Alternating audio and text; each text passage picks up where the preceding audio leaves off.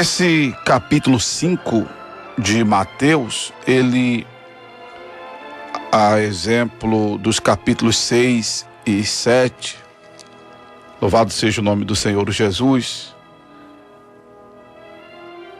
ele é o famoso e amado, amplamente conhecido Sermão da Montanha, Sermão do Monte.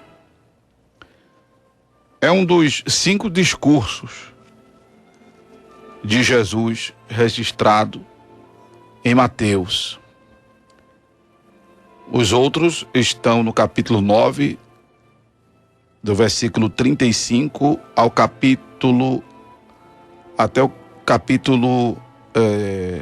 versículo 42 do capítulo 10. Um outro sermão é do capítulo 9, versículo 35, até o versículo 42 do capítulo 10.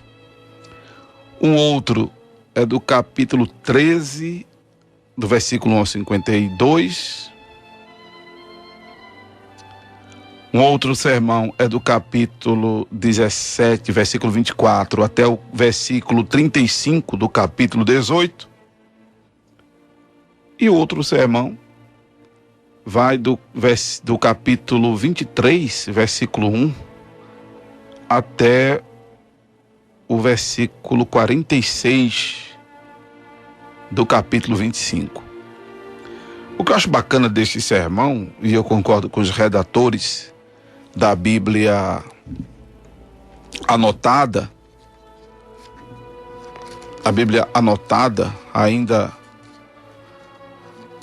uma das primeiras edições desta Bíblia anotada, né? Edição lá dos anos, deixa eu só conferir aqui, muito bacana essa Bíblia que eu já indiquei aqui em outros momentos, né?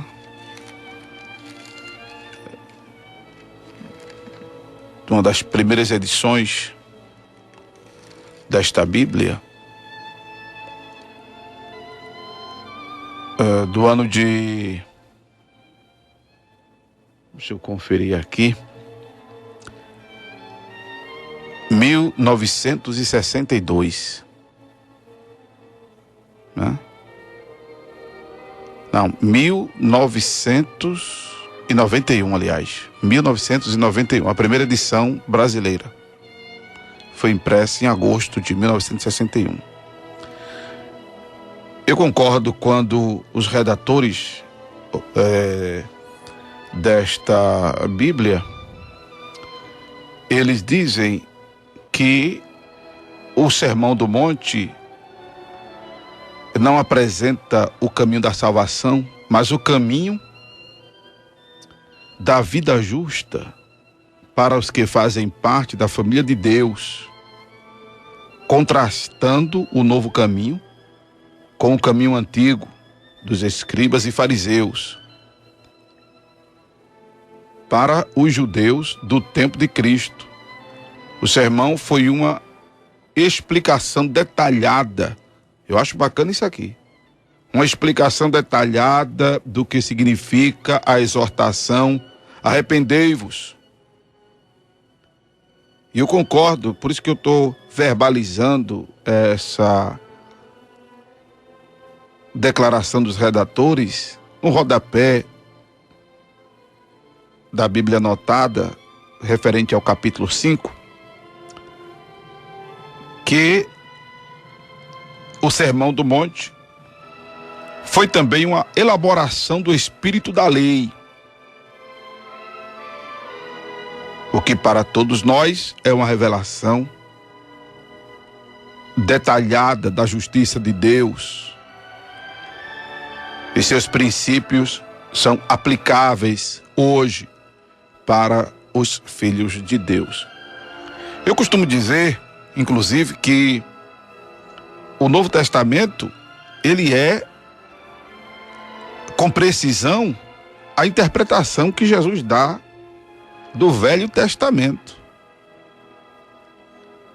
O Novo Testamento, em especial esses discursos, essas ministrações, essas falas de Jesus, essas pregações de Jesus, consiste na verdadeira interpretação do Velho Testamento. Até porque você me ouviu dizer, na abordagem que fiz do capítulo 4, que quando Satanás estava tentando Jesus e usando da própria Escritura para tentar o Senhor Jesus, ele sabia que ali estava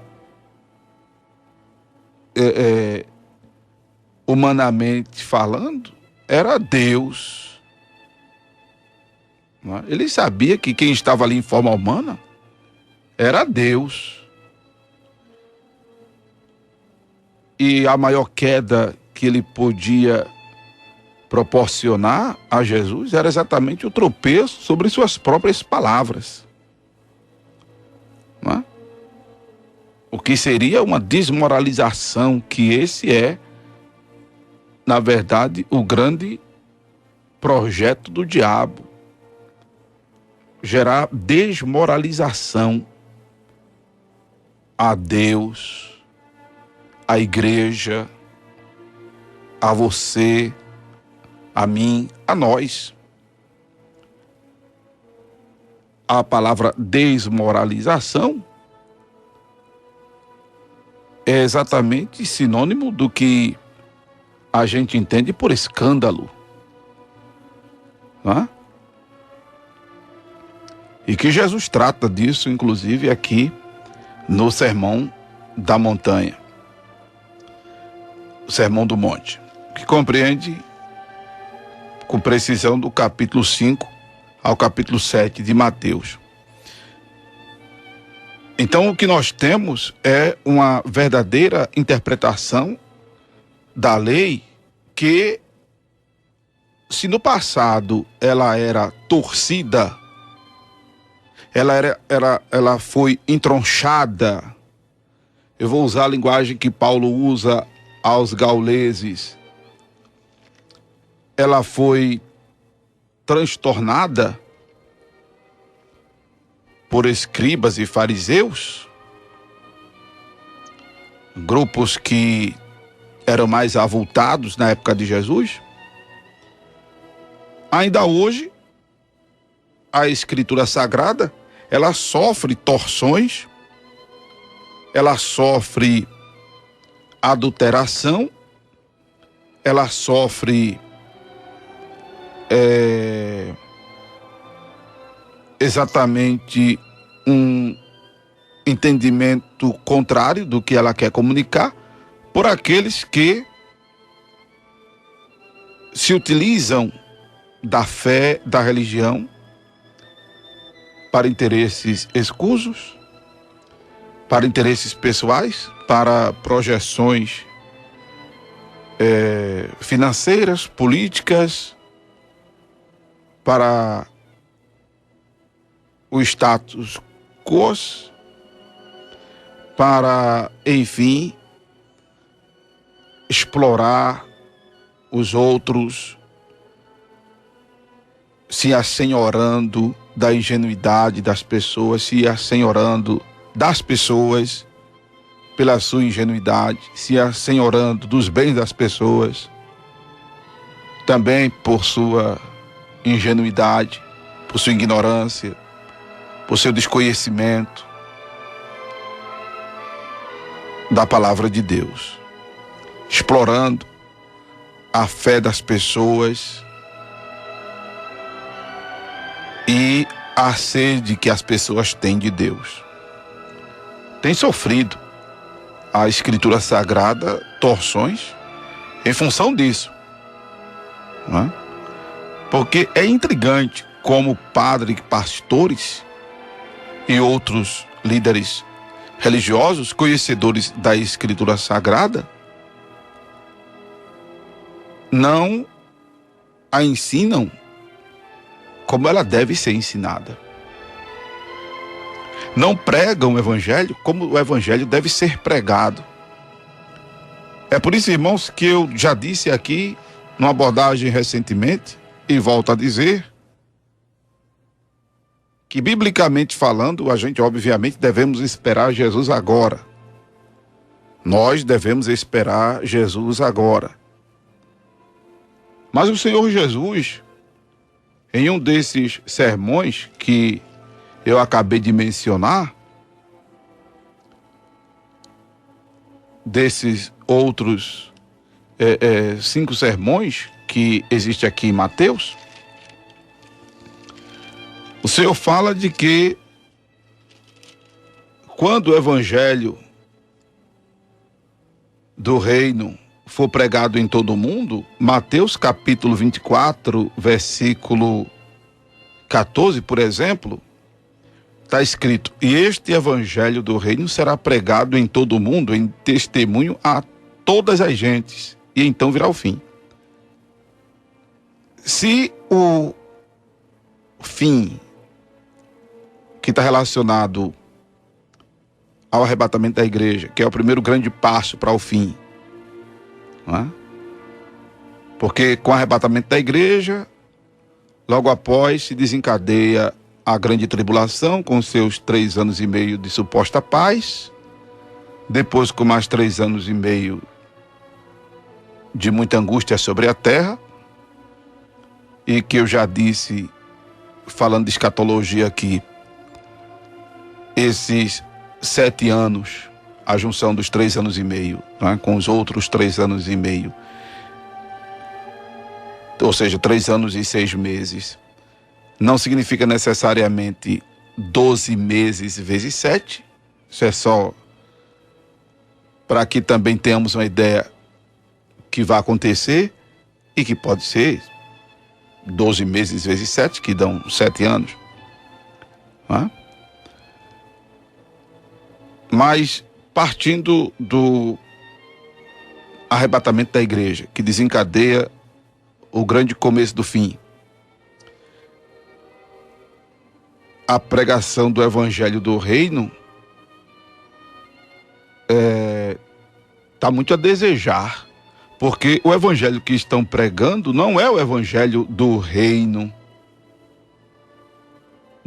dos céus, como é usado aqui em Mateus, a expressão reino dos céus com mais frequência do que reino de Deus, e já expliquei isso na abordagem panorâmica que fizemos, porque o livro de Mateus foi escrito para os judeus, que rezam o princípio de não usar o nome de Deus em vão. Por isso que reino de Deus e reino dos céus são sinônimos, é a mesma coisa. Então, o evangelho que está sendo pregado não é o evangelho do reino dos céus. Em sua maioria, não. O evangelho que tem sido pregado é o evangelho da denominação X, da denominação Y, da denominação Z. Não é? O evangelho que tem sido pregado é o evangelho moneiteísta. Moneiteísta. E agora, mais do que nunca, se tem pregado um evangelho partidário, onde a igreja de Jesus não deveria defender nenhuma bandeira partidária. Eu entendo que, como já disse aqui, os partidos políticos, eles são a porta para quem aspira um poder legislativo, né? É a porta de entrada para quem aspira a um poder legislativo. Você não pode, no Brasil, se candidatar sem estar afiliado a um partido político. Mas o cristão, mesmo que aspire isso e passe por uma dessas portas, ele deve procurar ser o mais cristão que ele já era antes, passando por uma dessas portas. Porque, diga-se de passagem, a maioria dos partidos políticos são totalmente, ou em grande percentual, antibíblicos. Aí fica difícil, realmente, para que um cristão é muito complicado realmente para um cristão não defender ou defender a bandeira do cristianismo, porque ele vai, inclusive, sofrer retaliações dos próprios companheiros partidários.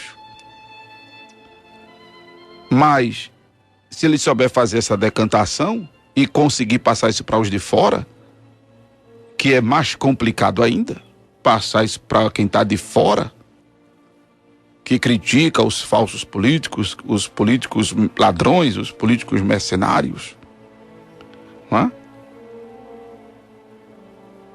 Ele se mostrar, vamos dizer assim, com uma certa isenção.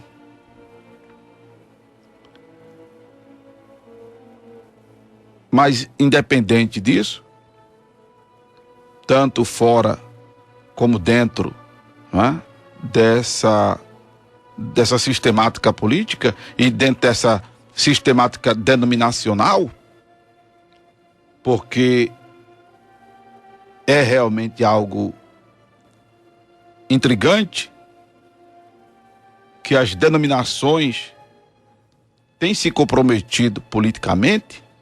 A gente está acompanhando cada vez mais por aí os noticiários e percebe isso, que as grandes lideranças denominacionais, elas estão muito comprometidas politicamente. E quando se trata do seu aspecto doutrinário, o evangelho que se prega não é o evangelho do reino dos céus, é o evangelho denominacional. Eu estive conversando com um irmão ontem, porteiro de uma escola para onde eu levo a neta da minha irmã, para quem eu trabalho, como motorista, e a gente conversando, e ele entendeu que eu estava fazendo a pergunta de qual igreja ele pertencia. E aí ele disse: a igreja que eu faço parte, pastor, aliás, a igreja que eu faço parte, irmão, ela é a mistura, digamos assim, ele dizia, de uma presbiteriana com a Assembleia de Deus. Aí eu disse: mas qual é o nome da tua igreja? Aí ele falou de uma igreja, ele disse: a igreja de Deus. E eu conheço a igreja de Deus, dizia ele. Aí ele perguntava qual era a igreja que eu fazia parte. Aí eu disse: eu faço parte de uma igreja, para tentar ajudar o senhor a entender, a denominação que eu faço parte é o Templo do Corpo de Cristo. Mas, digamos assim, o senhor pega as coisas boas também da Assembleia, da Presbiteriana, da Batista, da Congregacional, pega as coisas boas do movimento neopentecostal, bota no liquidificador, aperta o pulse e o que sair de bom, modéstia à parte, é a igreja onde eu congrego, eu dizia a ele. Porque a gente tem um diferencial, a gente procura ser o mais bibliocêntrico possível. Então, à luz da Bíblia, dizia ele, à luz da Bíblia, nós não batizamos criança, nós não pregamos a predestinação fatalista, nós não fazemos ordenação ao ministério pastoral feminino. Existe a ordenação eclesiástica feminina, diaconia, a irmã pode até chegar a ser uma evangelista, uma missionária, né? E com as mesmas atribuições do elemento pastor, mas sem o título. E aí tratava de detalhes com ele sobre isso. Ministramos a Santa Ceia a pessoa convertida recentemente, mesmo sem que ela tenha sido ainda batizada nas águas. Se ela se converter agora e for terceira daqui a pouco, ela já pode participar à luz da Bíblia, dizia ele. Pronto, dizendo ao irmão, essa é a igreja onde eu congrego. Esses são os princípios básicos da fé, irmãos, que diz respeito ao evangelho do reino, que tem sido, por exemplo, torcido. Não é? Que tem sido torcido.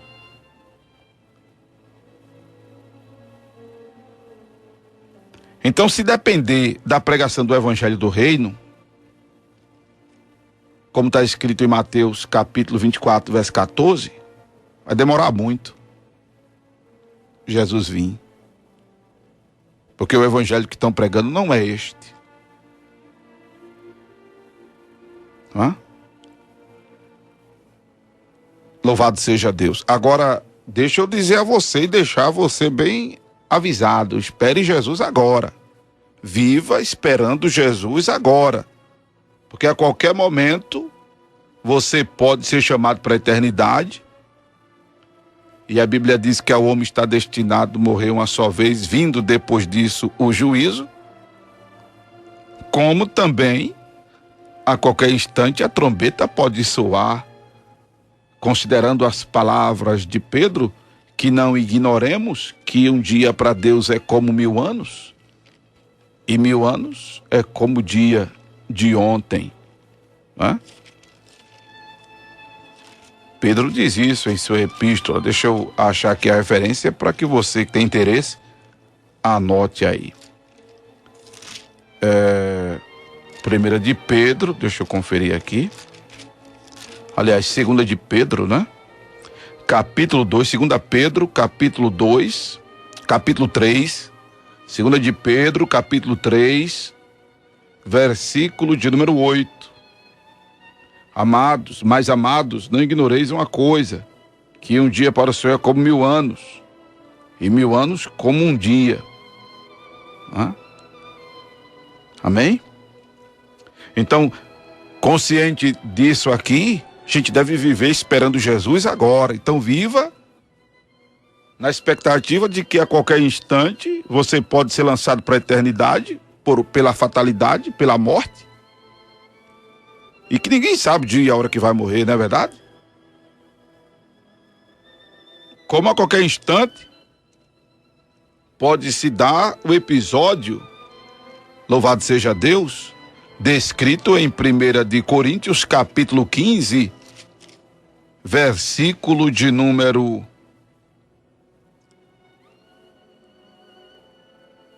51 e 52, quando Paulo diz: vos digo mistério, na verdade nem todos dormiremos, mas todos seremos transformados, no momento, num abrir e fechar de olhos, ante a última trombeta, porque a trombeta soará, e os mortos ressuscitarão incorruptíveis, e nós seremos transformados. Então, a trombeta pode tocar a qualquer instante. Louvado seja o nome do Senhor. Então, devemos viver esperando Jesus agora. Aleluia.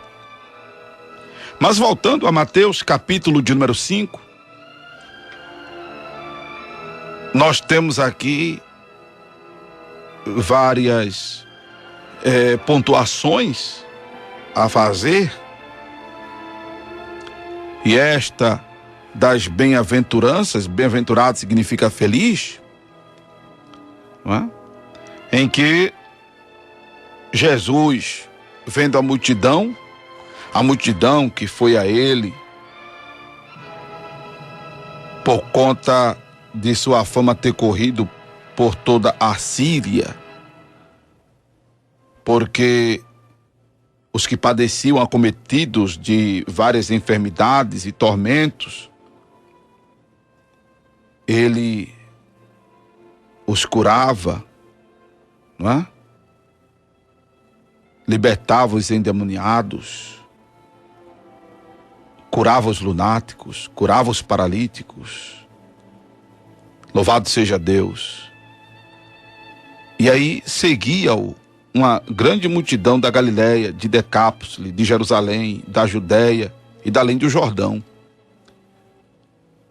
Veja como é importante você, pastor, você obreiro, você pregador do evangelho, você que canta, aspirar que na hora que você estiver cantando, na hora que você estiver pregando, na hora que você estiver orando, milagres aconteçam, para que se desperte nas pessoas o interesse em se aproximar do seu cântico, em se aproximar da sua pregação. E a gente observa até pelo movimento neopentecostal que tem sido forte em nosso país, coisa que anos atrás não era, a aglomeração de multidões, de verdadeiras multidões para determinados eventos evangélicos, porque a igreja neopentecostal, mesmo que erroneamente, mas fez com que as pessoas voltassem a crer em milagres operados pelo Senhor Jesus. Se alguns são forjados, são inventados, são mentirosos, problema de quem o fizer. Mas observe o que as pessoas têm sido atraídas, né? Quando aquele pregador, com a sua pregação ou oração, em o nome de Jesus, porque é o nome de Jesus quem faz, o cego ver, o surdo ouvir, o mudo falar, o paralítico andar. Eu me lembro que usando esse nome de Jesus, glória a Deus, pessoas já me deram testemunho de terem sido curadas. Você que já me acompanha pelo rádio esses 15 anos, né? Que só 9 anos fazem que eu estou aqui na 100.7, mas eu passei 6 anos na Rádio Tamandaré, se bem que eu faço rádio desde 18 anos de idade, mas esses últimos 15 anos Deus resolveu dar uma projeção ao nosso ministério, e você que me acompanhava na outra emissora, como já me acompanha nessa, sabe muito dos testemunhos que em o nome de Jesus tem acontecido na vida daqueles que têm nos acompanhado nas orações de madrugada, que têm nos acompanhado na ministração da palavra, além das conversões, além dos testemunhos de gente que desistiu do suicídio. Você tem obtido aí testemunhos de pessoas que foram curadas de doenças que a medicina desenganou, não é? Eu estou me lembrando agora do policial lá no centro do Recife, que estava com o ouvido estourado. Até um dia desses me encontrei com ele, eu não o conhecia, e ele me lembrou desse episódio. Estava de plantão e ouvindo o programa, Jesus curou o ouvido dele. E outros testemunhos que, para honra e glória de Jesus, você tem ouvido tanto aqui na Evangélica, como me ouviu, como ouviu quando eu estava lá na outra emissora, na Rádio Tamandaré, né? Porque é o nome de Jesus quem faz. E aí é importante, e veja o que, graças a Deus, fez com que e faz com que as pessoas se sintam atraídas para ouvir o pregador, para ouvir aquele cantor. Então não perca o fascínio, meu irmão, minha irmã, de crer que em o nome de Jesus milagres acontecem. Porque se nós pregadores, se nós crentes perdermos o fascínio para que essas coisas aconteçam através das nossas vidas, por causa dos mercenários, dos farsantes, aí a gente está gerando detrimento ao poder que há no nome de Jesus. A gente estará gerando detrimento à imutabilidade que há na pessoa de Jesus, porque Jesus continua fazendo isso hoje, Jesus continua fazendo isso agora. Aleluia, porque ele é imutável. E aí a multidão vai a ele, e Jesus aproveita exatamente esse momento, que era o que os líderes das igrejas neopentecostais deveriam fazer, que é o que nós, quando conseguimos agregar ou congregar uma determinada quantidade de pessoas, aproveitar a oportunidade e falar-lhes do Evangelho de Jesus, como elas precisam ouvir. Aproveitar a oportunidade para gerar substância. Eu fico muito triste quando eu vejo uma multidão reunida e o tempo que os pregadores têm mal aproveitado. Uma multidão em templos, multidão às vezes de jovem, multidão de irmãos, multidão de pessoas não convertidas, e o tempo sendo mal aproveitado. Isso ao ar livre, isso em rádio, isso em televisão. Gente que não sabe aproveitar a internet devidamente para evangelizar, para comunicar algo de maneira substancial às pessoas. Jesus aproveitou a multidão que se reunia para ir logo lhes comunicando, louvado seja Deus, verdades que, deixa eu dizer aqui a você,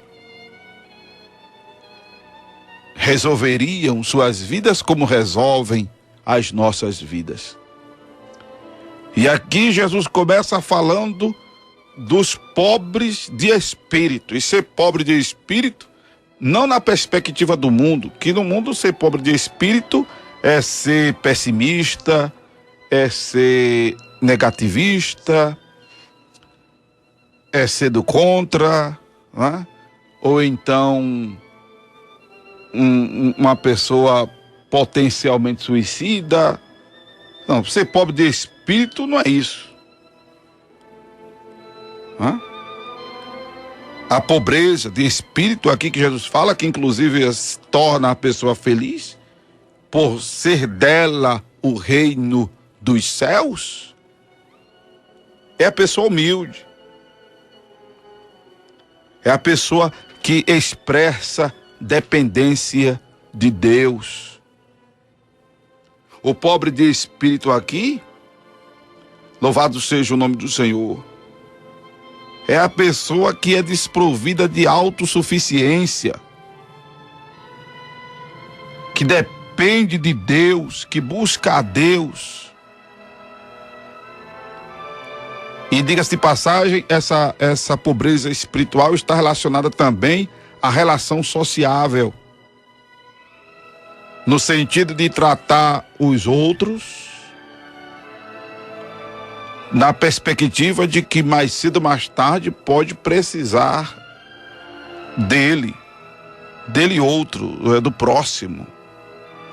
Não que esta relação deve ser interesseira, não que esta relação seja capitalista, mas tratar o outro ser humano como inclusive gostaria de ser tratado se estivesse ou se vier a estar na situação dele. Eu quero ir até um pouco além dos evangelhos sinópticos, não é? Indo a uma carta que Paulo escreveu aos Gauleses, Gálatas capítulo 6, quando Paulo diz, louvado seja Deus, capítulo 6, versículo 1: Irmãos, se algum homem chegar a ser surpreendido em alguma ofensa, vós que sois espirituais, encaminhai o tal com espírito de mansidão, olhando por ti mesmo, para que não sejas também tentado. Paulo traduz o que o Senhor Jesus já realmente havia ensinado, em dizer, Lucas capítulo de número 17, Lucas capítulo de número 17, versículo de número 3, olhai por vós, e se teu irmão pecar contra ti, repreende-o, E se ele se arrepender, perdoa-lhe. Mas essa declaração aqui, tem até um ponto depois dela. Olhai por vós. Em resumo, que a gente vai chegando lá, depois de Lucas 17. Em resumo, Jesus está dizendo como você gostaria de ser tratado estando nesta situação. Hã? A pobreza de espírito tem a ver com isso aí. Que a gente vai se deparar lá na frente com a expressão longanimidade, que é o colocar-se no lugar do outro. Louvado seja o nome do Senhor. Aí é de quem age assim, é de quem procede assim, é de quem se comporta assim, é de quem evidencia este sentimento, que pertence o reino dos céus. Pobre de espírito é isso. Não é o arrogante de espírito, não é o rico de espírito, é o pobre de espírito. E essa pobreza de espírito aqui não tem nada a ver, né, com, como já diz, na perspectiva do mundo, é ser suicida, é ser pessimista, é ser negativista. Não. Ser pobre de espírito aqui é essa dependência de Deus e esta relação com o próximo como se fosse você. Louvado seja Deus. Bem-aventurados que choram, porque serão consolados. Louvado seja o nome de Jesus. Não é o chorar por chorar, simplesmente assim, como se chora por uma perda, como se chora por uma topada, se é que chora, é mais fácil aí uma pornofonia, né? Mas não é o chorar, sabe, de uma dor física. Claro, esses choros também o Senhor se compromete a enxugar dos nossos olhos. Está escrito que Ele enxugará dos nossos olhos toda lágrima. Mas este choro tem a ver exatamente com a contrição. Com a contrição espiritual que devemos ter por causa da nossa falibilidade. Tiago traduz isso. É importante ler Tiago.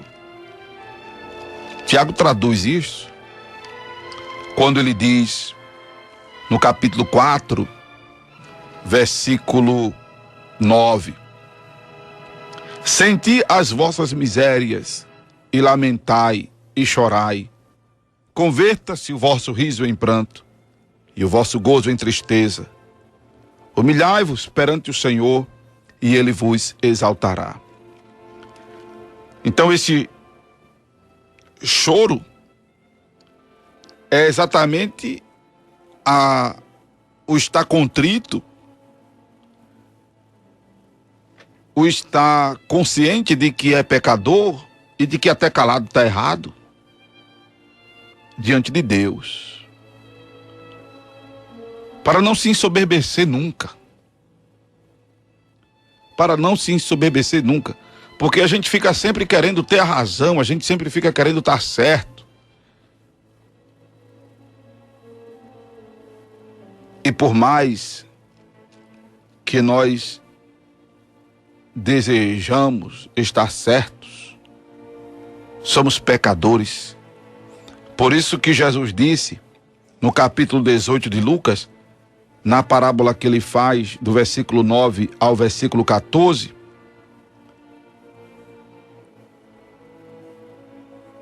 que o publicano foi quem foi justificado, porque nem de longe ousava erguer os olhos aos céus, mas batia no peito, dizendo: ó Deus, tem misericórdia de mim, pecador. Já o fariseu orava em pé, não que seja pecado orar em pé, não é? Mas ele se ensoberbecia, porque se achava melhor que os outros homens, por não roubar, por ser justo, por não ser adúltero, por jejuar 2 vezes na semana, por dar o dízimo de tudo quanto possuía, coisa que de repente até o publicano também fazia, mas ele tinha consciência de que não fazia mais do que o seu dever. Porque é mais do que o nosso dever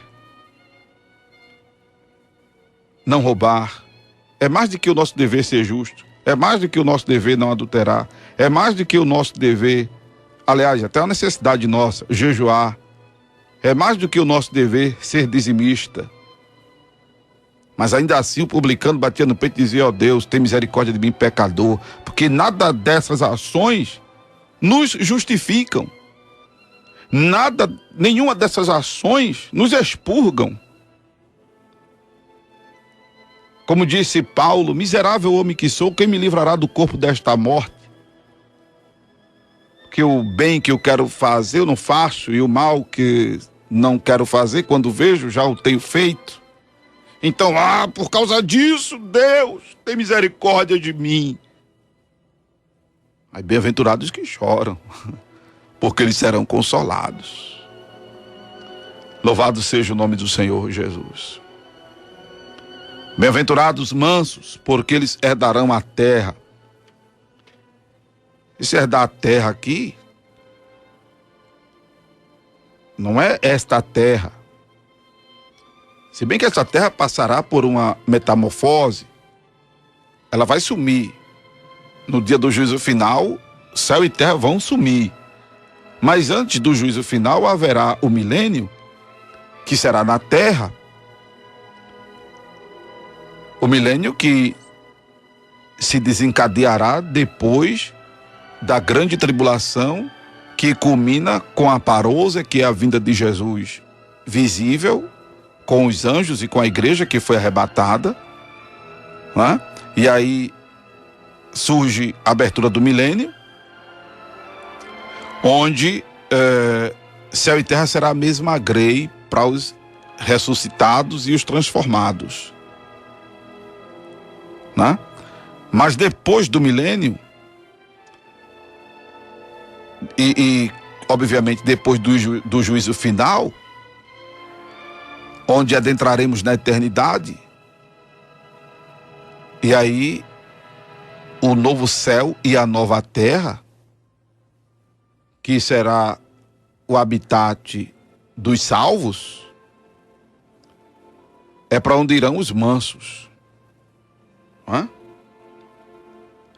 E interessante que essa palavra manso está relacionada às outras 2 colocações, do pobre de espírito, e relacionada ao choro dos bem-aventurados que serão consolados. Porque o choro diz respeito exatamente aos que vivem contristadamente, vivem sempre rogando a Deus por sua graça e sua misericórdia, por suas fraquezas. Louvado seja o nome do Senhor Jesus. E aí, por conta disso, se submetem a Deus, onde encontram refúgio. Louvado seja o nome do Senhor. Esses são os mansos que a palavra se refere. É o que entrega a Deus as suas pelejas, entrega a Deus as suas guerras, não é? Que procura ter a paz, mesmo sofrendo o dano, mas procura entregar a Deus para que Deus resolva, e resolva da melhor maneira possível. É aquele que dá uma doceira para dar um doce para não entrar numa briga e dar uma doceira para sair dela. É o que dissemina, leva na esportiva, empurra com a barriga, faz de conta que não entendeu a piada, a gracinha, a indireta, a ofensa. Sofre a ofensa. Não é ser mole, não é ser frouxo, não é ser covarde. É confiar em Deus e entregar nas mãos dele o problema. É exatamente aquela coisa de expressar dependência de Deus. Deus, se tu não resolver, eu não vou me mexer. Eu não vou fazer nada.